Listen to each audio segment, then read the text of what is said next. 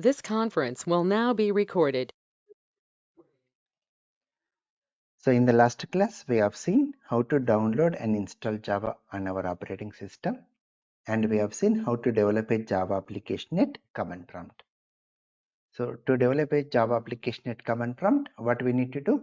Just we have to open the command prompt. Just open the command prompt, and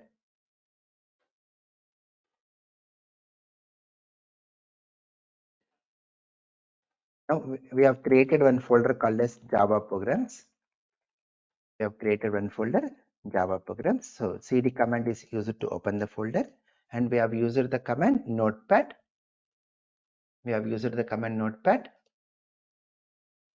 to type the code, right? So we have taken here notepad and the name of the file welcome.java. In this, we have created some classes. A Java program is collection of classes. So where we are creating three classes, class 12, class A and class B. Then once we type the code, we have to compile it. So what is the command to compile? Javac and the name of the file welcome.java. So if you see there depends on the number of classes. Depends on the number of classes. Here in our code, we are having three classes. So it's going to create three dot class files here. You can check it here. See A dot class, B dot class, and C dot class. Depends on number of classes. That many dot class files will be created, and these dot class files we call it as bytecodes. Then how to run? By using Java command, you have to pass the name of the class. If I say Java well, it will go to well class and it will run this main method. So which is going to display message welcome for us. So it's going to display the message welcome.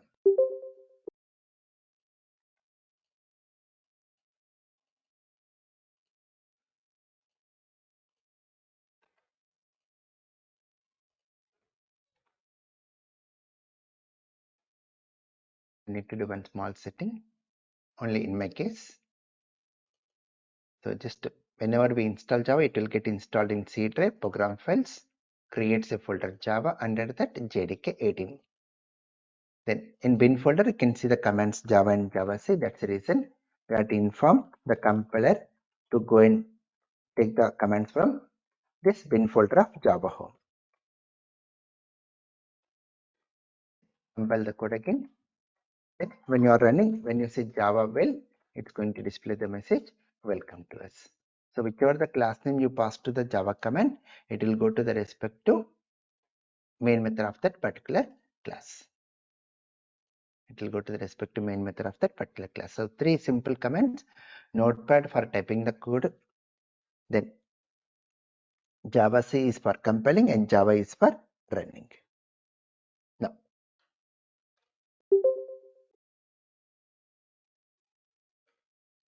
so today let us enter into the next part. Like today, let us go with IDEs. Today, let us start up with the topic IDEs. IDE stands for Integrated Development Environment. IDE stands for what? Integrated Development Environment.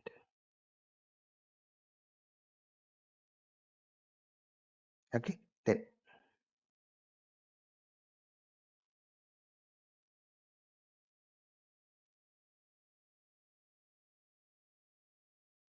now the main use of going for IDEs is like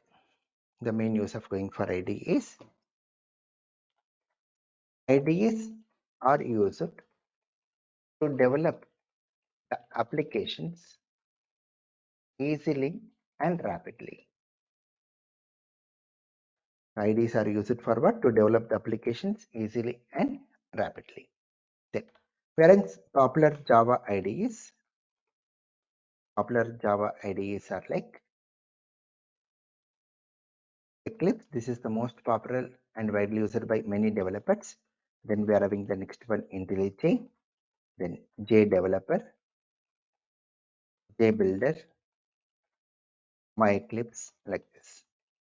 So the top two one are the most popular one. So in our codes, we are going to work with Eclipse IDE, and IntelliJ is your self-learning. Just to browse in YouTube, download and install IntelliJ and how to develop application. So once you know Eclipse, you can manage other IDEs very easily. That's the reason we prefer to learn Eclipse. Now let us see how to download this Eclipse IDE on our operating system. Download and install Eclipse IDE.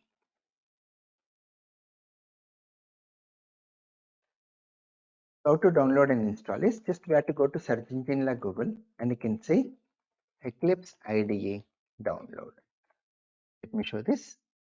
Open search engine like Google, and you can search here for Eclipse IDE download. The first link what you are going to get here, eclipse.org downloads. Open this link. Then in this page, you can find, if you scroll down, you can see download x8664.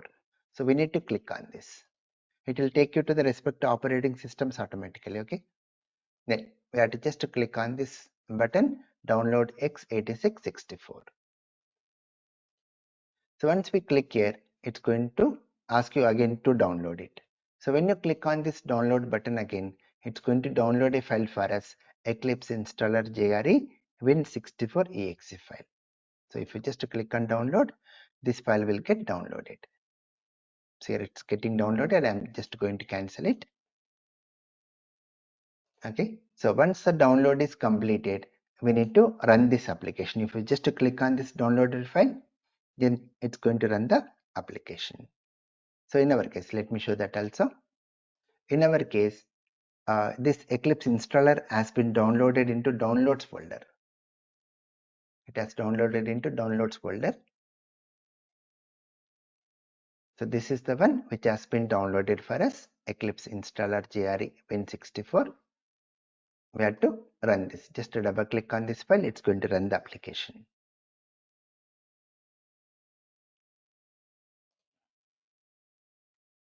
Then now here, so using this installer, we can install Eclipse IDE for Java developers, enterprise Java and web developers, C, C++, PHP like this. In our case, we need to choose the second one. Remember, this is important. We have to choose what? Second one, not first one. If you go with this Java developers, we can develop only simple standalone applications. A basic Java applications only we can develop. But when we go with the enterprise Java and web developers, complete Java applications we can develop. Any type of Java application we can develop with the second one. So choose the second one. Choose the second one. Then it will ask you where your Java has been installed. It will automatically take from your operating system the path, and it will ask you where you want to install Eclipse. So some path will be given. If you want to go with the same path, you can do as it is. If you want to change, you can change the folder where you want to install Eclipse. Then it's going to create a start menu entry and even a desktop shortcut.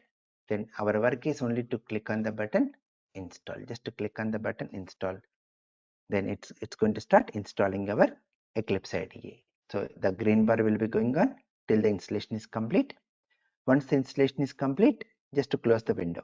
I'm just cancelling as I've already done this installation part. So once the installation is complete, just to close the window, and you can find a shortcut on your desktop, this one, Eclipse IDE for enterprise and web developers. Clear up to here, everyone?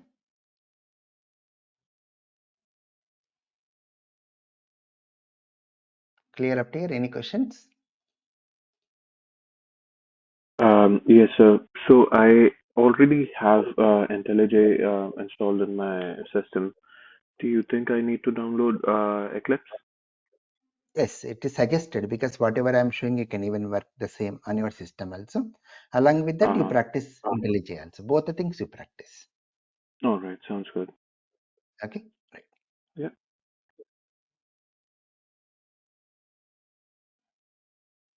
Now you can use this URL to download this Eclipse. This is the URL. Okay. Then one more point here. During this installation process, you may face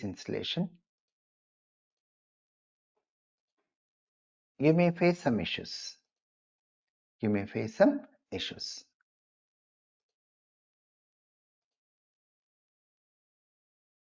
Like your installer may not work properly. It is unable to install your Eclipse properly. Then what we need to do for that? Okay, let me explain that also.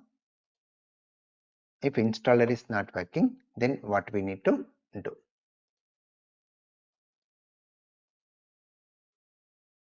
Just a second. So if installer is not working, then what we need to do is we need to download this one. We have to go with this one, download packages. So if installer is not working only, go with this alternative, download packages. Then click on this download packages. Then it is going to suggest you try the Eclipse installer, and you can download that Eclipse installer for Mac, Windows, Linux.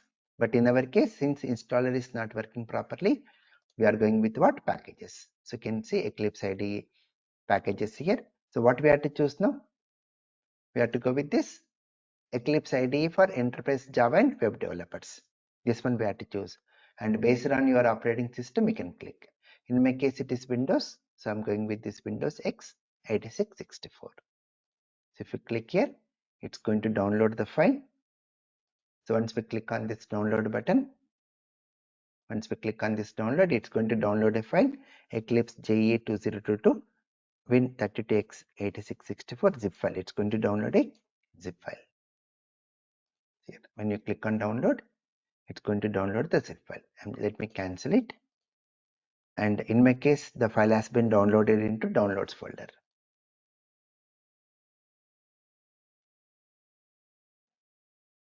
This one. This is the file which has been downloaded. It's a zip file. What you need to do, just we need to extract it like this. Right click on this zip file and say extract to a folder. And it's suggested to go with WinRAR software. Install WinRAR software to manage the zip files. Right click and say WinRAR, and you can extract to a folder. Then the folder will be created for us.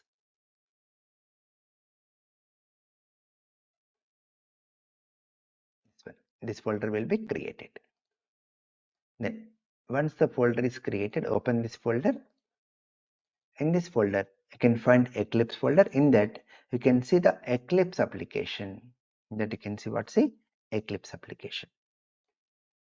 So this is the one which we need to run to open Eclipse. So what I have done in our case, just we made this Eclipse application as shortcut. How to make it shortcut? Right click and say send it to. Right click on this Eclipse and say show more options. Send it to desktop as shortcut. So we need to make it as shortcut on desktop. So this is the one which has been created as shortcut. So anything, first you try with installer, then go with packages. If installer is not working, then only you go with packages. Clear everyone? How to get Eclipse?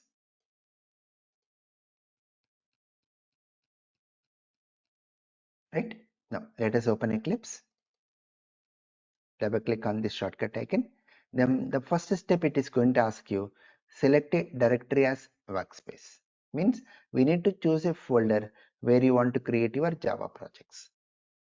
So let us work in a folder. Workspace means a folder where you want to create Java projects. Click on browse. I want to work in C drive 2022, the current year, and we want to work in Java Online 16. And in this, let us create a new folder, Java Programs. In this Java Programs folder, we want to work. Any folder, your wish, XYZ, it's up to you.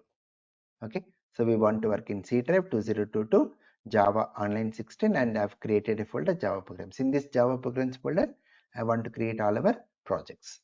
Then say launch here. Then what is this? Java Online 16. That is our batch number. It's our batch number Java Online 16 in 2022 year. Which year? 2022 year. So do we need to remember this batch number? Means optional. The only use of this batch number to you is whatever the recordings I am sending to you, please download onto your local machine. In future, if you lost your recordings and if you want to get your own recordings, then mention the batch number to me so that it will be easy for me to get your own recordings. Only that is the use. Even if you forget also, no worries. By using your email ID, I can track your batch number. I can send the recordings. Okay, only that is the use of this batch number, nothing else for you, right? So any questions, anyone up to here before we proceed further?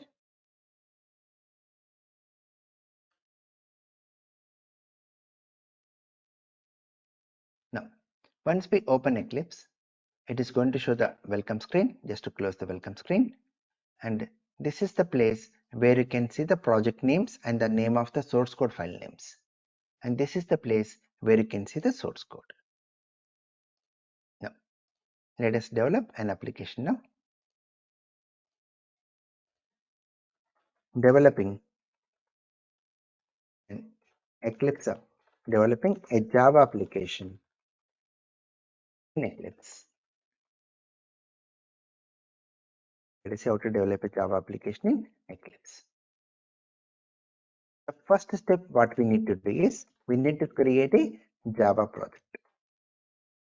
Create a Java project.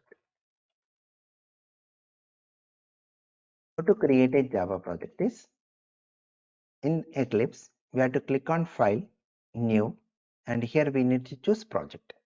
File, New, Project, and select your Java project. Say Next. Then it will ask you the project name. It will ask you the project name. Any project name you wish, you can give it XYZ. So I'm going with the project name like my project. Then click on Finish. Just give the project name and click on Finish. Then this step is important. Here it is going to ask you create module info.java. Take care here. We need to click on Don't Create. So don't worry about modules now. So click on Don't Create. Okay. Then click on Open Perspective. That's it. The project will be created here. So you can see the project name. So let me document how to create project here. Click on File, New, Project. Under that you can see Java project. It will ask you the project name. Go with the name as my project, your wish, and click Finish. Now when it asks you create module info.java, click Don't Create. Click what here? Don't Create. Now once we create the project, now whenever you want to create a new Java source code file, here we need to create a class here. We have to go with a class. So the next step is create a class in Java project. In our case, the name of the project is my project. How to create a class here is we need to right click on my project and say new class. Right click on my project and say new class. Then it will ask you the class name. So let us go with the name as welcome. I'm giving the name of the class as welcome. And to run a Java program, which method is required inside the class?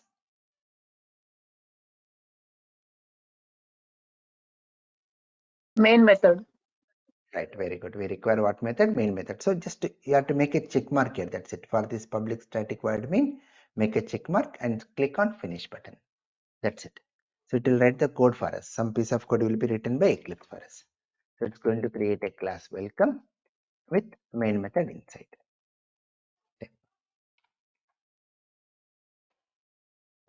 So if you want to display a message onto the screen, we'll use a predefined class system. with a member out and with a method println, and the message should go in double quotes. And in Java, every statement should end with a semicolon. If you are not ending with semicolon, it is highlighting with a red color line. And if you keep mouse pointer on this line, it's saying syntax error, insert semicolon. So in the case of IDEs, while typing the code only, it's going to compile your code. So it is auto compile. We need not compile separately. It is auto compile, and the errors are highlighted in red color. So let us go with semicolon. Now, so just try to type this piece of code and save it. As usual, file save, Control S. Okay, anything is okay. What is our next step? We have to create a class. How to create a class? I click on my project and say new class. It asks to the name, so I'm giving it as welcome, and make check mark to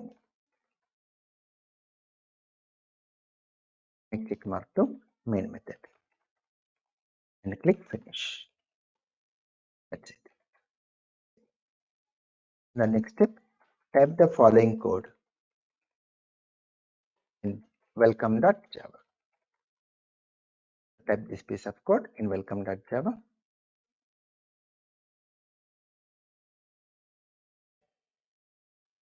The final step is run the application. Run the application welcome.java. How to run the application is, you have to right click here. In the program area, you have to right click here and say run as Java application. Right click and say run as Java application, which open console window and displays the output as welcome. One more way of running is here. You can go to the menu run. In run also you can see the option run. The keyboard shortcut is Ctrl F11. That also will show the result. And one more is in the toolbar, you can find the shortcut here. See this green color shaped symbol, you can see the shortcut. Even if you click on this symbol also, it's going to run our application. So different ways of running. So how to run the application? Right click on welcome.java and say run as Java application, which opens a console, and displays welcome in console. That's it. That completes our first application in Eclipse. Clear everyone? Any questions?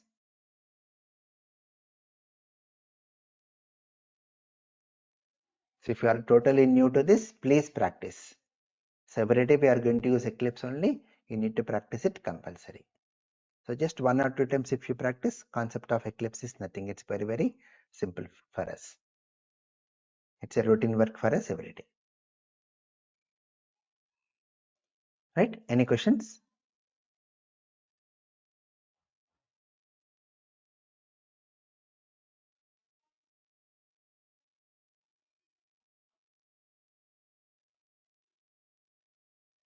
Now, let us move to the next one here.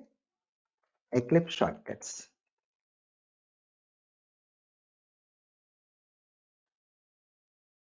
We're having the shortcuts, like let me show the shortcuts first, then I'll document. So let us suppose if you miss to make a check mark to main method, if you miss out to make a check mark to main method, then it just creates the class for us without any main method. Now we want main method inside class. Then what we have to do is just we have to type main, and on your keyboard you have to press Control space enter combination. On your keyboard, what you have to press? Control space enter. Then it's going to create the main method. So don't worry what is public, what is static, what is void, what is string array. These all words, don't worry. Okay, as the days goes on, you will automatically understand these all words. For today, don't worry about these all words. How to develop applications is important for today's class. The meaning of the program, we are not worried today. Then the next one, we want to go with system.out.println. Just what you have to type? Sysout. Just type sysout, and on your keyboard press Control space. If you just press Control space, then we get system.out.println. Then to go with comment, for example, if I say to display welcome message, onto the screen. To comment this line, we have to just press Control slash. Control slash will comment your line. What is the use of comments? To document your program, to elaborate more about your program. Now, we want to go with the multi-line comment. Then we have to first of all select the lines. We have to select the lines, and on your keyboard we have to press Control Shift slash. Control Shift slash will go for multi-line comment. Then, to increase font size of your program, Control equal to. Control equal to will increase font size. Control minus will decrease the font size. Right? Now let us suppose the code of your format is not good. You are typing the code like this. Everything in the straight line. Everything is straight line, so doesn't look good. So we have to go with a proper indentation. Proper indentation we have to go. Means readability. There should be a readability of your program. Then to format your code, we have to press Control Shift F. Control Shift F. See here. This main starts here and closes here. Under this public, we are closing. This is opening of class welcome and this is the closing. Since this is a part of main method, so we have to have a space over here. Since this main method is a part of welcome, we have to have a space here like this. So more readability, that is the use of indentation. Right? Let me document these shortcuts. So for public static void main string array args, keyboard shortcut is type main and press Control space and enter key.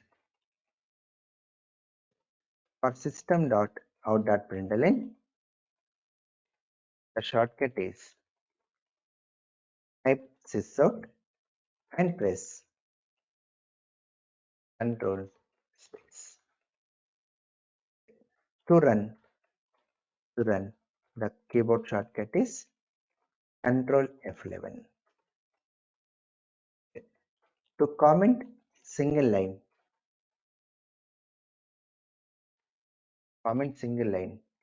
that is // the shortcut is Control /. To comment multiple lines,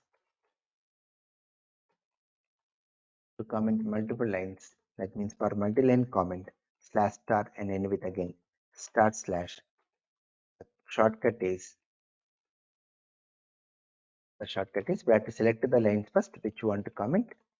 Select the lines and press Control Shift /.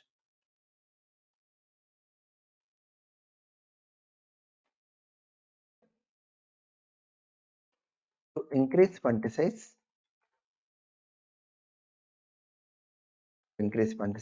the shortcut is Control equal to Z.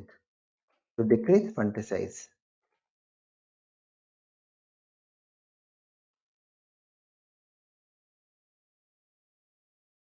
the shortcut is Control - minus symbol. To format the code, the shortcut is Control Shift F. Right? So these are some of the basic shortcuts which I have shown today. So as the days goes on, we'll be learning some more new shortcuts. Clear everyone? Any questions?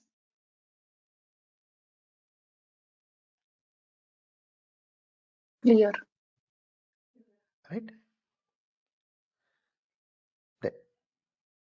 So that's about the Eclipse part. Now let us move to the next topic today. Let us enter into the new chapter, Java Basics. So from this basics, if you are not having any background, if you have missed the previous classes, don't worry. We are going to start everything from beginning, from this basics onwards once again. Now, in this basics, we'll be learning about the meaning of comments, keywords, variables, data types, operators, if statement, switch statement, while loop, do while loop, for loop, like this, more of programming. So this is the place where we increase our programming and logical skills, and even I'll be start giving assignments to you, maybe tomorrow or next class. where you need to start working on the assignments which I have given, which I give and submit it back. How to submit, I'll explain when I give our first assignment. So let us start off with the first term, comment. The use of comments is, comments are used to document a program. Comments are used for what purpose? To document a program and ignored by compiler. Compiler will not see what you are writing. Whatever you want to write, you can write it. It is mainly to elaborate about your program, the purpose, what you are doing, everything. We are having two types of comments. They are single line comment, which is // and multi-line comment, which is /* and end with again //. Like example, // to find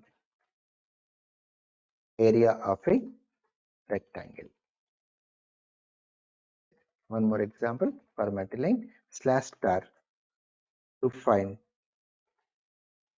gross salary and net salary of an employee. So this is multi-line comment. The next definition is keyword. The meaning of keyword is like when you take any programming languages like C, C++, Java, .NET, every programming language will have some words, some predefined words which are understood by your language automatically. Those words only we call keywords. So you can say a keyword is a reserved word. A keyword is a reserved word whose meaning is known to the compiler directly. Compiler will understand these words automatically. Okay. So reserved means a predefined word. In Java, all keywords are small case letters. How to remember the case sensitivity of keywords? Every keyword is smaller case letters.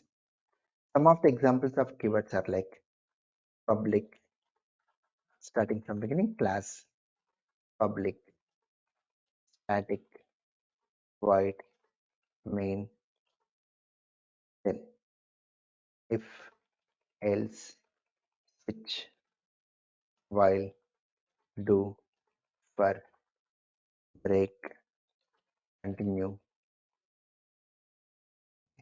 try, catch, await, default, like this. Okay, so we'll be seeing almost all the keywords in our codes. Then in this list of keywords, don't go with etc. In this list of keywords, there is one word which is not a keyword. Can you able to identify that word? There is one word which is not a keyword. What is that?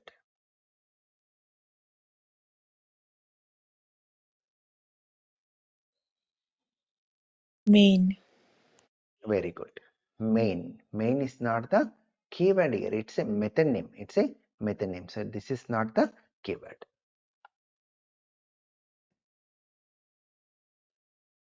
Let us move to the next definition, variable.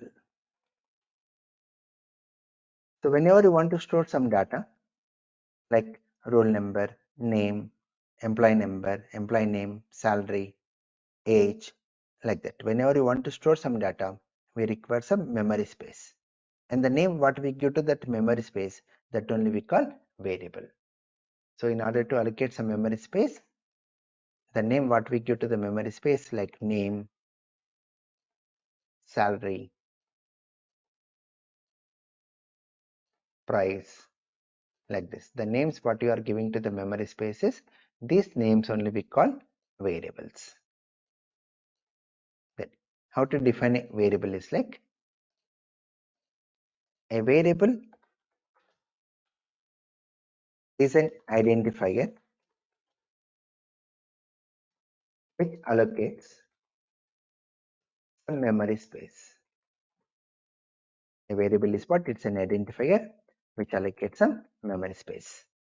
The name what we give to that memory space only variable, and we identify by using some identifiers. Then, so we are having some rules here. Rules for identifiers. When we say identifier, it can be your variable name, it can be your method name, or it can be your class name. Means when we are giving the name to the variable or method or class, we have to follow some rules here related to Java. The rules are like and contain capital A to Z, small a to Z, 0 to 9, underscore and dollar. Only these symbols are allowed in your variable names or method names or class names, and only two special symbols, dollar and underscore. Cannot start with a digit. We cannot start a variable name with a digit. Cannot be a keyword. A variable name cannot be what? A keyword. Take examples. Valid identifiers.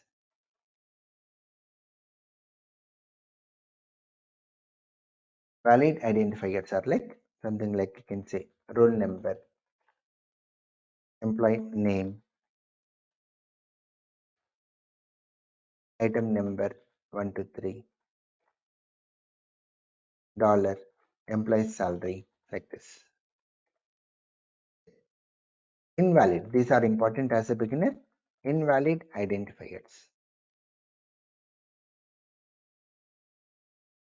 Invalid identifiers are like student name. Why this is invalid? Space is there between. There is a space, right? There is a space here. Okay, we should not go with spaces.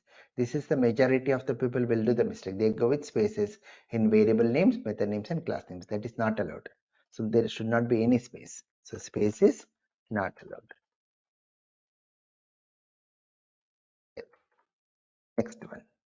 1, 2, 3, roll number. Why this is invalid? Not start with number. Right, it is starting with a digit, so cannot start with a digit.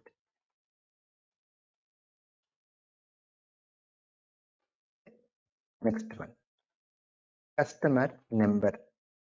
Why this is invalid? Hash is not allowed. Hash is not allowed. While. Why this is invalid? Keyword. Cannot be a keyword. Right? So majority of the people will do mistake in this place. They go with spaces in variable names, method names, and class names. Okay. Clear everyone up to here?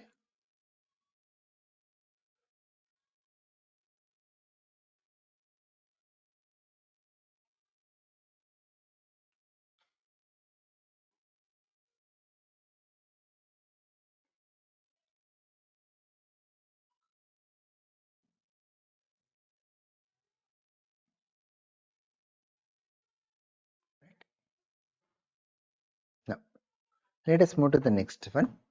Data type. Data type. So once we allocate memory space for variables, like example, if you allocate memory space for age.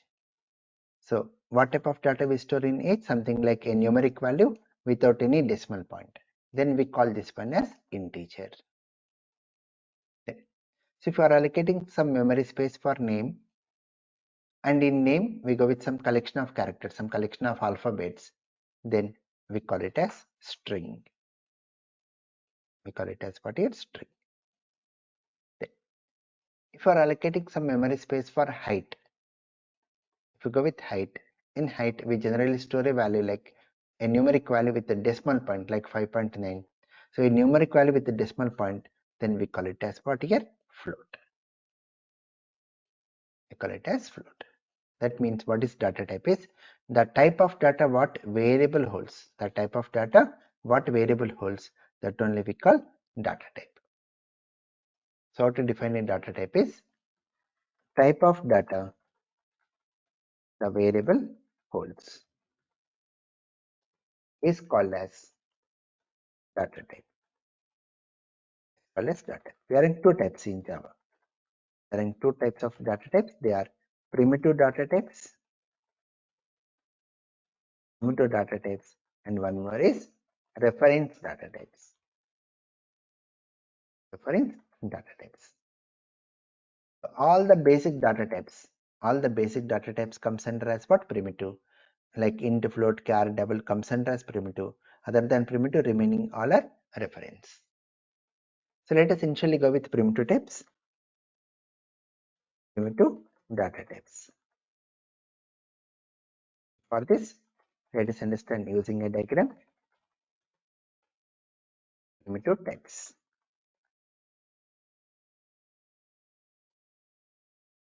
Whatever the diagrams I am drawing, everything will be shared to you.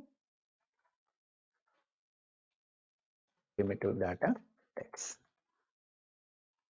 In Java, we are having totally 8 primitive data types. So let me draw the table.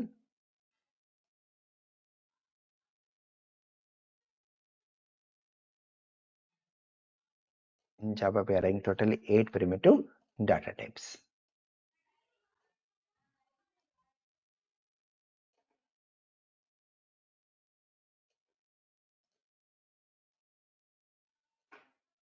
Data type, size, and default value. Wherein the data types like starts with byte, short, char, integer, long, float, double, and boolean. So in Java, we are in total 8 primitive data types, and all these are keywords only.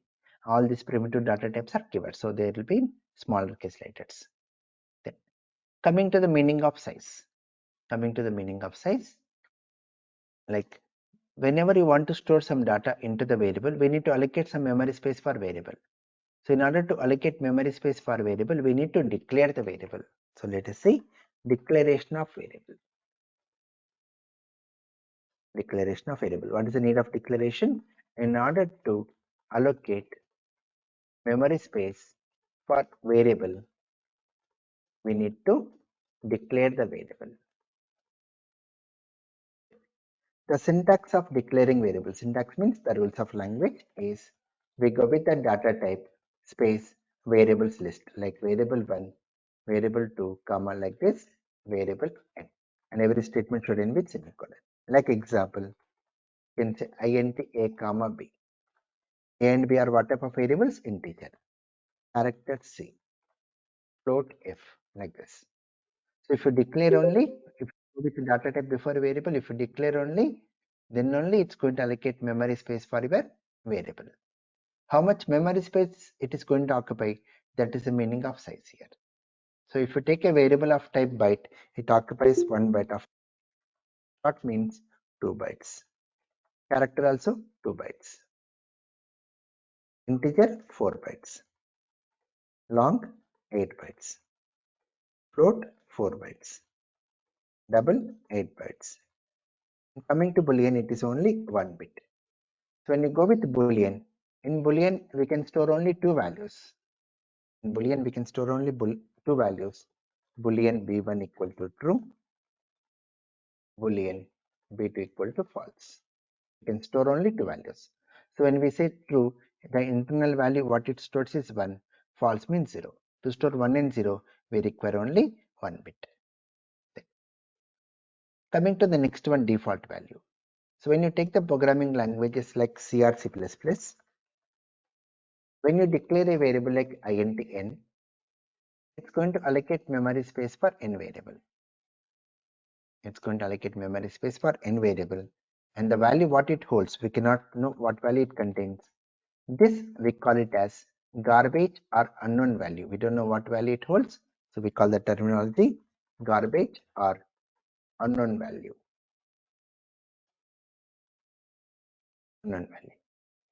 Coming to Java, in the case of Java, when we declare a variable like int n, going to allocate memory space for n, and the value what it contains is, if you are not giving any value to n, the value what it holds here is 0. If no value, it goes with the value 0 in the case of integer, and this we call it as default value. In the case of Java, no concept of garbage values. It goes with the concept of what? Default value. So the default value for all integral types.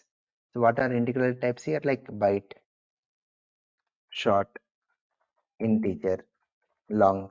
The default value is 0. For character, a single space. And for floating types like float and double, 0.0. A value with a decimal point is floating type. And for boolean, it is false.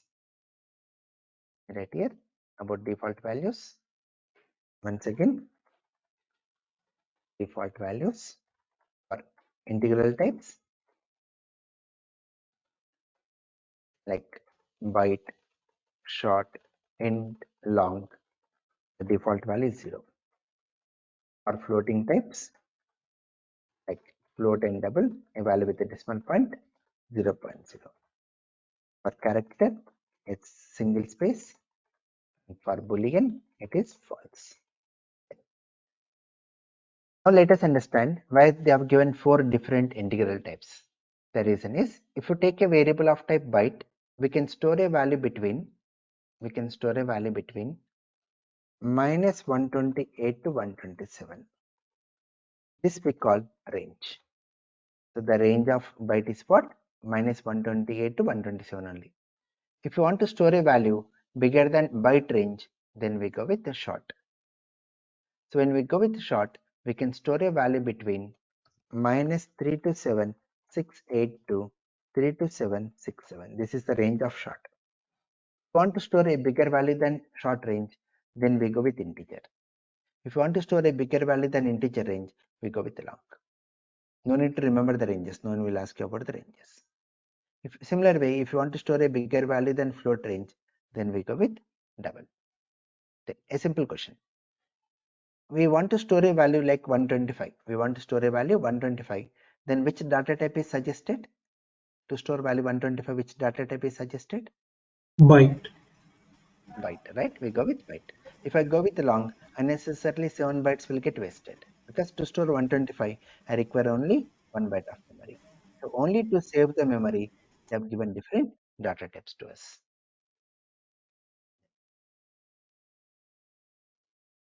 Coming to the next one, reference data types. Reference data types.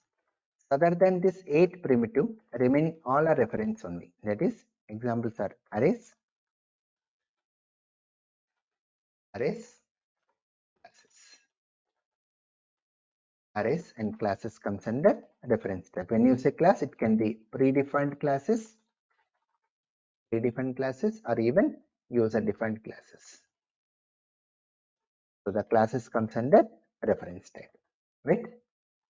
Okay. So as the days goes on, once we complete basics part, we'll be entering into arrays, where we start with reference type.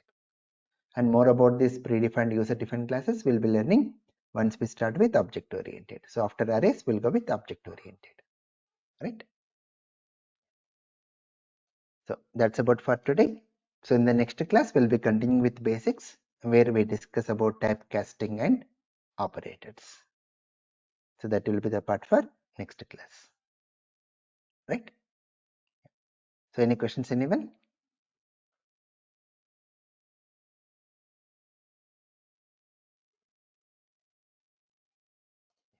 So thank you all, and see you tomorrow with the remaining part. Thank you all. Thank you.